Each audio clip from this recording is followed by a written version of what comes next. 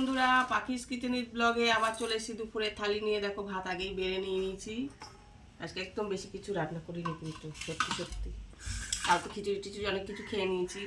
তো দেখো, এখানে বেগুন ভেজেছি 4 পিস। কত তেল হয়ে গেছে না?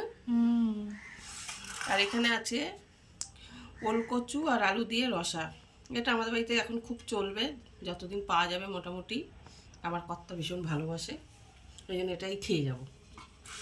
কালারটা খুব ভালো এসছে, বল? হ্যাঁ, খেতেও ভালো ধোয়া হবে। হচ্ছে নাকি? গরম ভাতের ধোয়া, ওই জন্য। আর এখানে আছে ইলিশ মাছের কি বলবো ঝোল, বেগুন দিয়ে কাঁচা লঙ্কা চিড়ে কালো জিরে ফোড়ন দিয়েছি। দেখো বন্ধুরা, কি সুন্দর তেল বেরিয়েছে। না, মাছটা ছোট ইলিশ, কিন্তু খেতে ভীষণ ভালো। আমরা দুদিন ধরে খাচ্ছি, কিন্তু মানে কালকেও খেয়েছি, আজকেও খাবো। ভীষণ ভালো হয়েছে এটা। আর লাস্ট পাতে আছে আমের ঝোল চাটনি, আমের ঝোল চাটনি যাকে বলে।